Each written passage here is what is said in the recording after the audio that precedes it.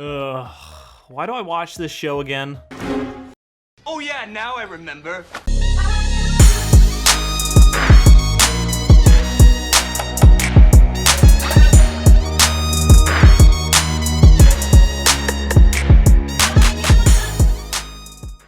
Really small problems. Do you like King? Because he's starting to get more annoying than cute for me. Intro. Owlfam is at home with Squirrel Wrestler Luce spellcasting her magic act to her friend and Gus. Post Gravity Falls Alex Hirsch is here demanding to be treated as the channel's savior, which is accurate, but no one is ready to get that emotionally invested yet. This special episode is about King learning not to be a possessive little monster. I wouldn't care if she came through this door right now. That felt good. Next, the show begins its mandatory make fun of Hooty joke, which has crossed the line of being funny to being a bit too mean-spirited. This guy's annoying, sure, but this is entering Zoidberg and Meg levels of uncomfortable. I mean, his so-called friends ditch him to go to a fair, which is filled with PG nightmare fuel. Now, it's not early 2000s nightmare fuel. Return the slab, or suffer my curse. But it's a pretty solid 2020, make your skin crawl type stuff. An old villain returns. By old, I mean still is. Napoleon is operating a miniature animal farm, featuring 2 nightmares and some monsters. Ida is embracing her inner Ed by scamming people into buying her pantyhose. Elsewhere, King is obsessing over a bracelet that he thinks will bind Luce to him. Plants and Smoke appear, having also been invited by Small Stalin. Insecurity, Thy Name is King, thinks having friends other than him means less for him, causing him to take gifts from strangers, minimizing the competition. Was it an accident? Yes. Does he own up to it? No.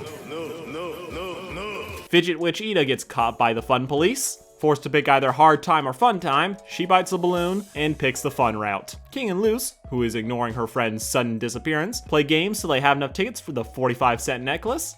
Unfortunately, the cotton candy row leads through an anime funhouse, where finally she meets her mini friends. Luce is angry, King is scared, both are now tiny, cue the pig, who throws them in his farm where they'll get eaten. But it's just monsters, they'll be, oh god damn it.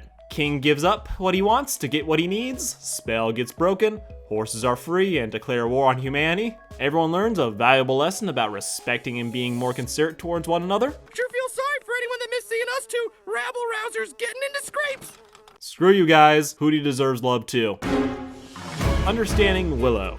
This is a life lesson brought to you by the letter P for parents. Just remember kids, if you've been bullying someone for years, blame your parents. It'll get you out of everything. Willow begins with Scar's birthday party. Her name's on the card, so I can no longer refer to her by color anymore. I've been calling her the red one. And if you've had enough of the mean girls, Anime Club Willow and Luce are playing Thumb War, the game your middle school friends and mother shamed you into not playing. Also, this show is enabling teachers to fantasize about their students, beating the crap out of each other. No, it's mine! Kid fight! Kid fight? Kid fight! A guilty pleasure, I won't lie. Mean girls continue to be bitches, destroying the self-confidence of a girl for being marginally plump. The character you watch the show for, Amity, is now having second thoughts about this whole abuse thing. Golden rule to live by. Your first thoughts are typically to be an asshole, so ignore them. In a different class, Luce is picking Willow's brain for memories, which as the teacher explains are highly dangerous and will kill the person if they get damaged. So they just leave them out for everyone to see. Amity, fearing for her social life, damages the memory she's in, which burns down the whole pack. At lunch, Gus the Fuss is freaking out about his B-plot, but I'm too invested in every other character in the show to care. Willow is PG drunk now that her brain is on fire. Needing a fix, they take her to Ida, who, besides being the best, is now gonna put Luce into Willow's head. This would be pointless for Amity, because Luce is already there. Jumping into the plant girl, they play a game of fix the memory, but Flame Monster is stalking them each step of the way. Amity wants to avoid the most important memories, so they keep into every painting that isn't the key one. Ship keeps getting fueled as Luce unintentionally makes Amity fall in love with her. Flame Thing attacks. Surprise! It's Willow's flaming subconscious, who forces all to watch an 8-year-old make a bad decision. Oh, now! Wait! Why? Because... Is it because I still can't do magic? Amity, I'm sorry I got us in trouble at the beach. I can't get the spells right. Well, yes, that is why. Because you're a weakling. You can't do magic, so I don't want to be your friend. Now go! you let your new Now, after that, Amity plays the rest of memory, revealing that yes, it was her parents who forced her to stop being friends with Willow. The teens make amends, it's sweet. Outside, Hooty finally gets a win, Willow appreciating her new friends, while her old one is reconsidering hers. Amity is making up for the past, distancing herself from her abusive friends. I think she's about earned that love interest. Enchanting Grom. You don't care about the plot, you're just here for this, and so am I. Luce is ghosting her mother, guilt will make you do that, though disinterest is the more common cause. I'm curious how Luce still has cell service, but we'll leave that question for later. This episode is about prom. That special time of year where everyone is just a little bit better looking and twice as dumb. Amity is being very skittish around Luce, something to do with love, and she's also the Grom Queen, which instead of being an overhyped popularity contest, here it's a fight to the death with a monster. Grom can read minds and shapeshift into your worst fear. Bogar in the basement, got it. Thinks she's got plot armor. Luce is cooking up a bad idea, while at home, Ida is dressing up in your grandfather's suit, mocking King for being in yet again, a bad B-plot. They listen to what Luce has going on, but break down laughing. Embarrassed, she goes outside and is hitting Amity again. Not the attention she expected, but she'll take it, and hold it over her forever. They talk about how Amity is too scared to face her fears, and Luce steps up to take her place. She's Amity's knight in shining armor, and I expect that fan art in my comments by the end of the week. The furry is still ignoring her mother, while Hooty brings in Amity, who then tries to kill Hooty. You're my worst nightmare? Luce begins her training by pretending minor dislikes are fears, till the twins dig up a real gut twister, disappointing her teacher, who is very into her giant self. Ida wants to say something, but realizes that this is a teen hormone thing and dips out. Skipping to Grom, outfits are fire, Amity is still holding back on asking out Luce, who can't take a hint to save her life. Fighting the beast, she finally comes face to face with her real fear, her mama. Elsewhere, King learns the secret to public speaking is pandering, Amity. Ida tries to help out, but Amity, spotting her chance, swoops in. Find out her fear is rejection, then we get to the scene.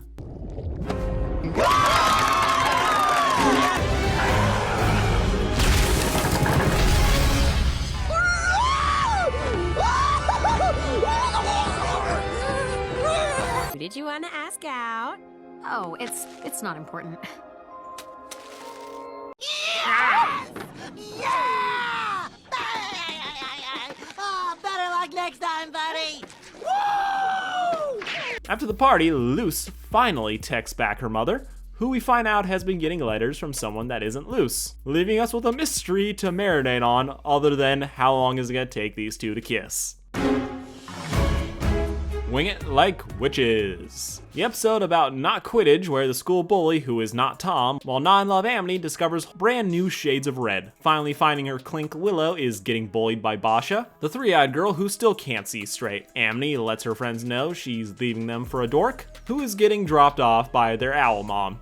In class, Luce still has CDs for some bizarre reason. I guess vinyl was too much of a throwback. Then Three Eyes starts picking on Four Eyes, and the school is just letting it happen because sports. Here, anything for the captain of the Banshees. Oh, thanks. This abuse escalates till Luce goes to Amity for help, whose heavy panting is enough to give the human a bad idea. Convinced this is anime, she challenges Basha to the sport thing, dragging Willow and Gus into it, and promising to be her slave if they lose. Or we can just talk about our issues. Now, I'm speaking for you. Amity is given a chance to join in, but her mind is too busy being in the gutter. Me? On a team with you? Running around in cute uniforms? Sweating? I gotta go! Learned everything from movies Luce makes everyone learn what a montage is. They're playing the sports thing now, but they suck at it. Her enthusiasm for films leads Luce to accidentally hurt her friends, who were never on board, and walk off to treat their injuries. Friend Amity is here to talk with Luce and retell the story about how she betrayed her friends at sports to be the star, and then quit. Luce leans in for the not kiss. This will be teased all season. Forfeiting the match and taking the team punishment on herself, Luce bites off a bit more than she can chew. Again. Amity runs to rally the troops, but she can't stop herself from gushing over her crush. Be so stupid, which I love. hate. Willow gets it. Symbol of friendship pushes them to return. They play the game. Willow's team is performing surprisingly well. Luce is using a charm offensive to win a moral victory, while still unleashing mayhem. Movie tactic works, putting Willow's team in the lead, but the other team caught the snitch, so they win. Luckily, the other kids now like Luce, so Bosch's power to bully them has completely crumbled, as it won't receive the same praise it used to. And after all that's happened, Amity finally gets her reward from a still very oblivious Luce. Who's Amity? And scoop. Oh, wow. Sports. Good for her. The Agony of a Witch. Did you all know this show has an actual plot? Yeah, evil empire has been kidnapping all the people that don't agree with them, probably harvesting their magic, typical YA stuff. Ida's sister is still obsessed with capturing Ida for her own good, while the emperor is apparently getting impatient. So Lilith attacks the Owl House, but gets wrecked by, you guessed it, motherfucking Hooty. Oh, look at me!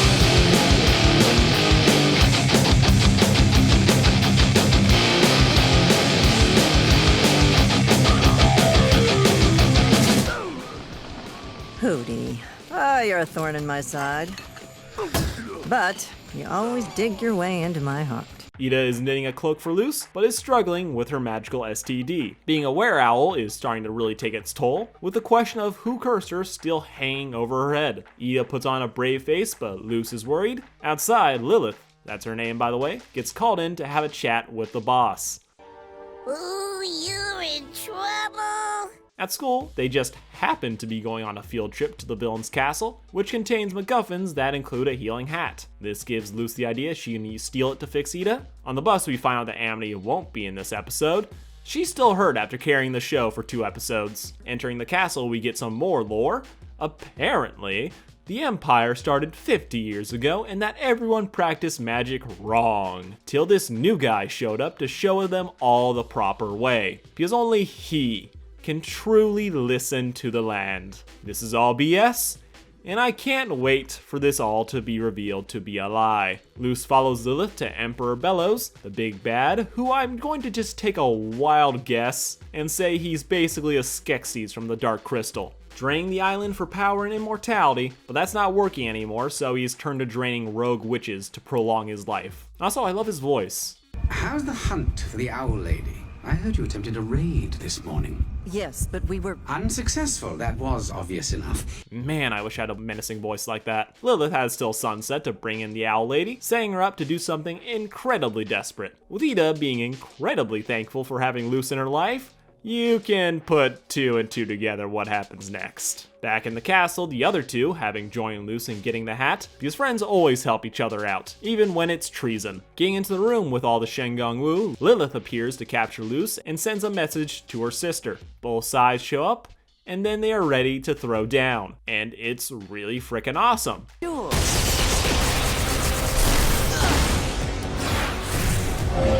The budget really shines when it comes to the action scenes. Lily is getting her butt kicked and now has to use Luce as a shield to stand a chance against Ida. We then get the "oh, we hate you now" reveal. And why were you so easy to curse?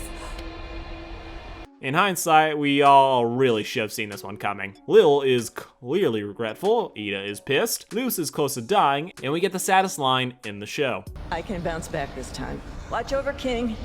Remember to feed Hooty. Please, no! And Luce, thank you for being in my life. Now, were-owl again, Ida gets captured by her sister and lets Luce go, who has to walk back to the Owl House to sob over her lost mentor. I'd say it'll take about 5 minutes of pity partying before they rally to retrieve her. Alright guys, that's all for now. Like, share, and subscribe, blah blah blah, do all the stuff. Please help me out. I am desperate for money right now. But I thank you all for all your help and support, and I wish you all a good day.